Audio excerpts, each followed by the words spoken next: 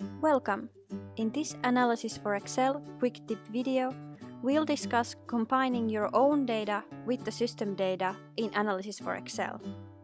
For more background on the Analysis for Excel tool, please visit our help files website. With Analysis for Excel, it is possible to create calculations that combine system data with external data.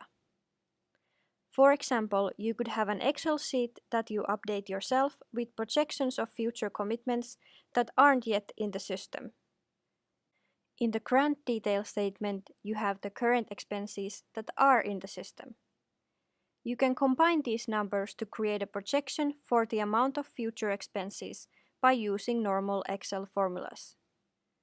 In this example, we'll add the expenses from the system data together with the projected future expenses from our own data.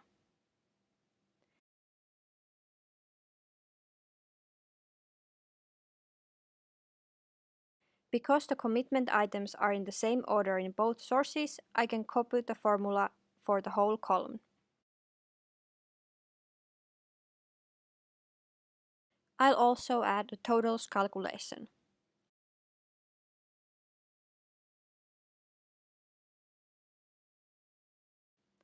Now, if you update the values in the future commitments sheet, or if the values from the system are updated, the calculations are still up to date.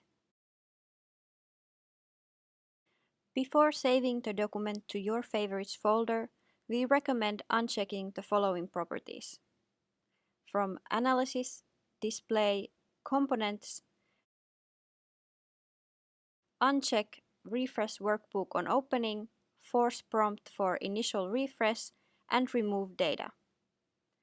This way, the system data is not updated automatically, but only when needed by selecting Analysis Prompts. After unchecking the properties, you can save the file to your favorites folder.